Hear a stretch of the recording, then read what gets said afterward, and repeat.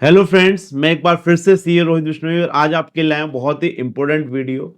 जो salaried employees होते हैं वो कहीं ना कहीं अपनी फॉर्म 16 के बिहाफ पर 26 एआईएस के बिहाफ पर अपनी इनकम टैक्स रिटर्न फाइल कर देते हैं और कुछ इंपॉर्टेंट चीज़ें जो उनके बैंक स्टेटमेंट में आ रही होती हैं उसे इग्नोर कर देते हैं। तो मैं एक बार फिर से सीए रोहित बिश्नोई और आज आपको बताने वाला हूँ how to analyse your bank statement so that आपकी कोई इनकम पेमेंट छूट ना जाए इनकम टैक्स रिटर्न में आने से। इसके बाद आपको नोटिस आ सकता है, तो इसे हम डिटेल में डिस्कस करने वाले हैं। तो बिना देरी करे दोस्तों स्टार्ट करते हैं आज की वीडियो।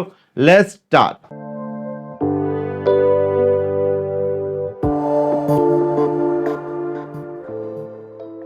तो सबसे पहले मैं आपको थोड़ा सा बता देता हूं कि जो सैलरीड एम्प्लॉयज हैं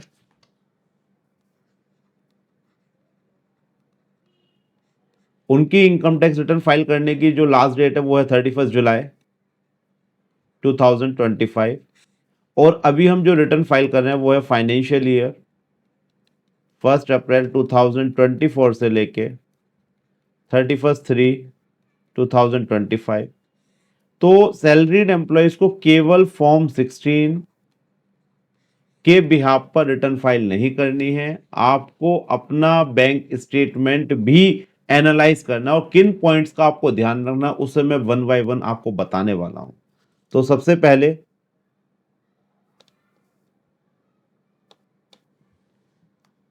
how to analyse your bank statement at the time of filing of ITR, क्योंकि अभी 31 मार्च खत्म हो चुका है और आपके पास टाइम हो सकता है कि अभी टाइम हो सो दैट आप अपना बैंक स्टेटमेंट निकलवा सकते हैं।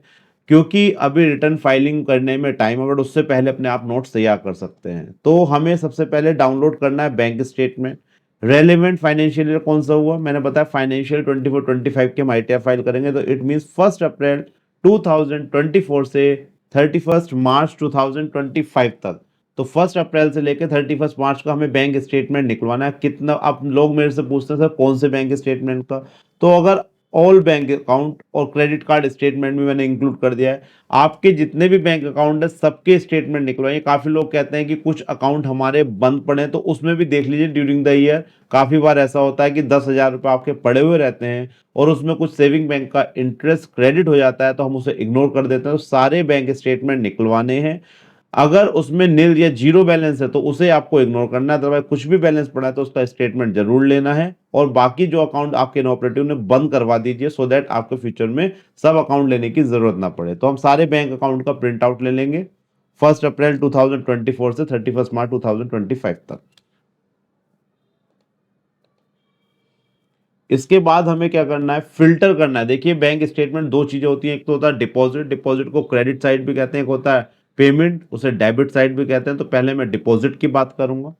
तो पहले आपको फिल्टर करना है डिपॉजिट साइड। डिपॉजिट साइड में देखिए सैलरी, बोनस, रीइंबर्समेंट, अलाउंसेस, इन्हें आप सैलरी कॉलम में ऐड कर लीजिए। ये आपके फॉर्म 16 में ऑलरेडी आ रहे होंगे। और अगर कोई इनकम आपको लगता है फॉर्म 16 में नहीं आ रही है उसे भी आपको अपनी सैलरी में ऐड करना है। क्योंकि काफी बार लोग होता है कि यार कोई बात नहीं फॉर्म 16 में नहीं आई, बट जो सही तरीका है कोई भी इनकम आपको इग्नोर नहीं करनी, क्योंकि बाद में अगर वो पकड़ में आती है तो उस पर इंटरेस्ट पेनल्टी लग सकती है।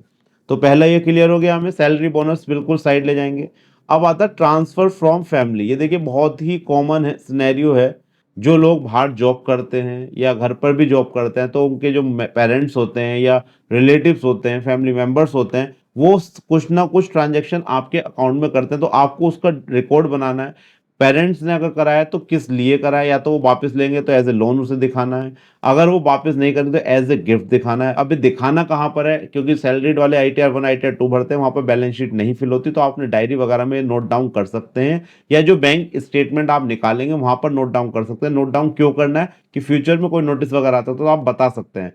काफी बार ऐसा होता है कि हम अपने क्रेडिट कार्ड से फोन या लैपटॉप वगैरह कुछ परचेस करते हैं दूसरों के लिए और बाद में वो पैसे में ट्रांसफर कर देते हैं, तो आप उसके आगे लिख दीजिए कि हमने ये लैपटॉप खरीदा था, ये उसका पेमेंट यहाँ पर ट्रांसफर करा है, या गिफ्ट दिया है तो गिफ्ट लिख दीजिए सो दैट आपको, क्योंकि जो हम आईटीआर फाइल कर रहे हैं अगर बाद में कोई नोटिस आता है हमें रिकॉल करने में बहुत ज्यादा प्रॉब्लम आती है। तो ये वर्किंग आपको आज ही करनी है।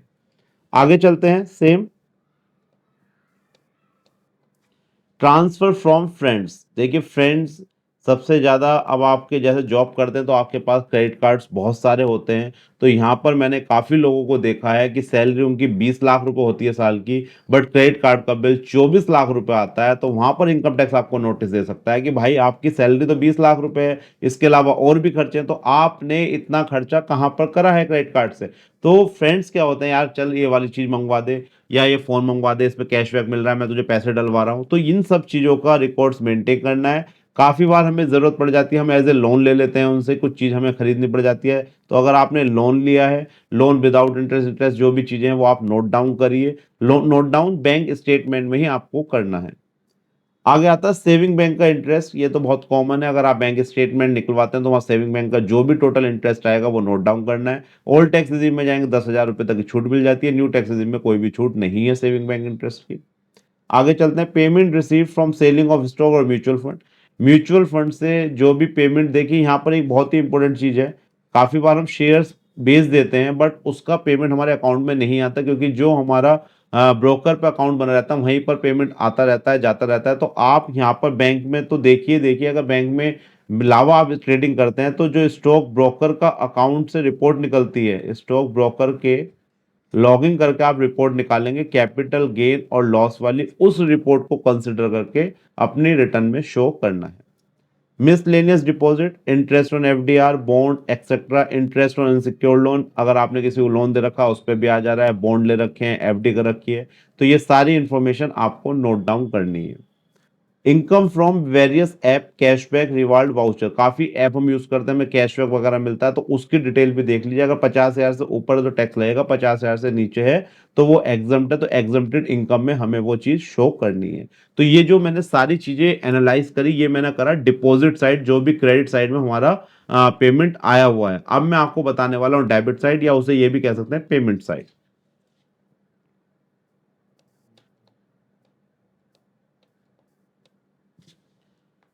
पर्सनल एक्सपेंसेस, इग्नोर दें, मतलब इसे कोई रिटर्न में तो नहीं नोट डाउन करना, बट आप इसकी लिमिट ज़रूर देखिए कि आपने पर्सनल एक्सपेंसेस कितने कर रखे हैं। फॉर एग्जांपल, मैंने पहले भी एग्जांपल दिया कि जैसे 10 लाख रुपए आपकी सैलरी है और आपने 10 लाख के 10 लाख आपने विड्रॉल भी कर लिए, और इसके कुछ दिन बाद इसी साल में आपने गाड़ी ले ली और गाड़ी का 2 लाख रुपए आपने डाउन पेमेंट कर दिया।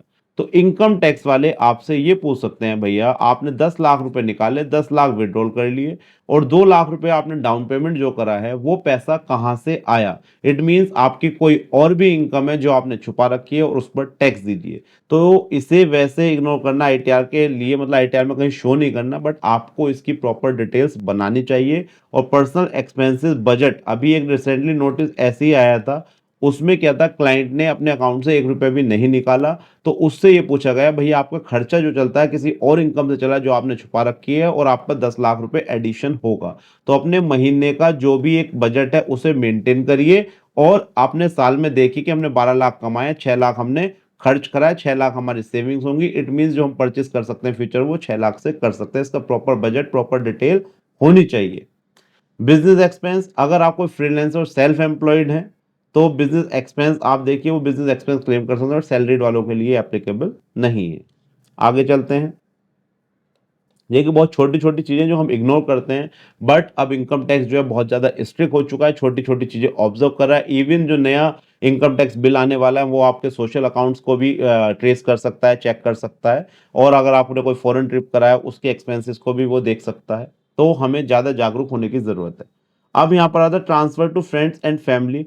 अगर हमने किसी को कराया, जो हमने पहले डिस्कस करा था, हम किसी ने हमारे अकाउंट में करा था, अब हमने किसी को आगे ट्रांसफर कराया, तो किसे कराया ये नोट डाउन करना क्यों जरूरी है। फॉर एग्जांपल, अगर आपने इस फाइनेंशियल ईयर में 5 लाख रुपए किसी को ट्रांसफर कर दिया, वो डेबिट साइड में आ गया है, नेक्स्ट ईयर में इस बंदे ने 5 लाख रुपए आपको वापस कर दिए, तो आप कंफ्यूजन में पड़ जाएंगे किसने दिए थे, क्यों आए, नहीं बता पाएंगे, तो उसे भी आपको नोट डाउन करना है। और ये भी नोट डाउन करना है कि आपने किस पर्पस के लिए दिए हैं, या तो आप वापस लेंगे या नहीं लेंगे, लोन है, गिफ्ट है, क्या है, जो भी है आप सब चीजें नोट डाउन करेंगे।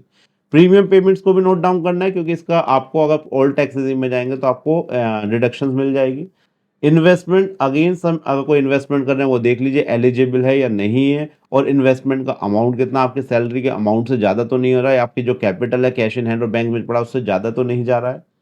ATM withdrawal, IMP, miscellaneous transfer, note down, it will create your capital account. ये मैं पहले ही बता चुका हूँ कि 12 लाख सैलरी है, 6 लाख खर्च कर दिया, 2 लाख ट्रांसफर कर दिया, तो आपकी कैपिटल जो क्रिएट हो रही है प्लस माइनस हो रही है वो इसके बिहाफ पर आपकी चेक होगी। Miscellaneous payment, check remaining transaction के अलावा जो भी ट्रांजेक्शन आपकी रह जाती हैं उन्हें केयरफुली चेक करना है। तो इस बैंक स्टेटमेंट को एनालिसिस करने से आपका क्या क्या इसमें निकल कर आएगा वो मैं आपको बता देता हूं। एक तो आपके आएंगे पेमेंट्स, एक आएगा डिपॉजिट। डिपॉजिट क्रेडिट साइड भी बोल सकते हैं इसे, और इसे डेबिट साइड भी बोल सकते हैं। तो यहां से डिपॉजिट से आपको एडिशनल इनकम की डिटेल मिल जाएंगी।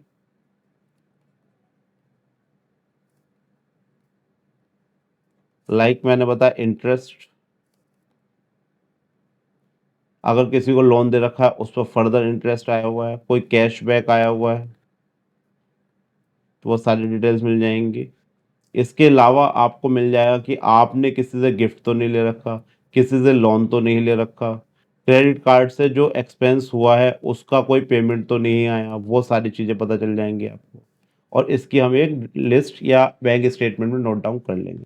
अब मैं बात करता हूँ पेमेंट की। पेमेंट में अगेन जो भी हमारे एक्सपेंसेस हुए हैं, फर्दर जो इन्वेस्टमेंट्स हुए हैं, जो हमने किसी को ट्रांसफ़र करे हैं या तो फैमिली को या रिलेटिव को या फ्रेंड्स को, वो सारी डिटेल्स हमें पता चल जाएंगी।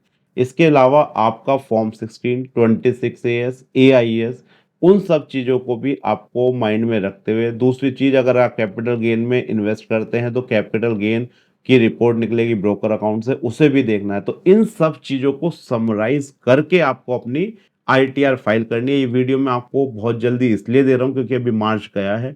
अभी अपने बैंक स्टेटमेंट निकाल लीजिए और उसका प्रॉपर कैलकुलेशन बनाकर रख लीजिए। जब आपका एम्प्लॉयर फॉर्म 16 देगा तो बैंक स्टेटमेंट में आप वर्किंग ऑलरेडी कर लेंगे, तो आप उसके हिसाब से प्रॉपरली आईटीआर फाइल कर सकते हैं।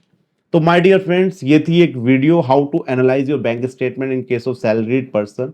बिजनेस वाले तो अपने बैंक स्टेटमेंट के एंट्रीज वगैरह करते ही हैं, टैली में डाटा मेंटेन करते हैं, बट सैलरी वाले कहीं ना कहीं इस चीज को इग्नोर कर रहे हैं। तो मुझे लगा इस पे एक सेपरेट वीडियो देनी चाहिए। तो आई थिंक ये वीडियो आपके लिए बहुत ही ज्यादा इंपॉर्टेंट होने वाली है, और जो आपके कलीग्स हैं, फ्रेंड्स हैं, उनसे भी इस वीडियो को साझा करिए। अगर आप चाहते हैं किसी और टॉपिक पर वीडियो बनाना तो आप कमेंट करिए। Thank you for watching this video. हम मिलेंगे next video my dear friends. Bye bye, नमस्कार, धन्यवाद।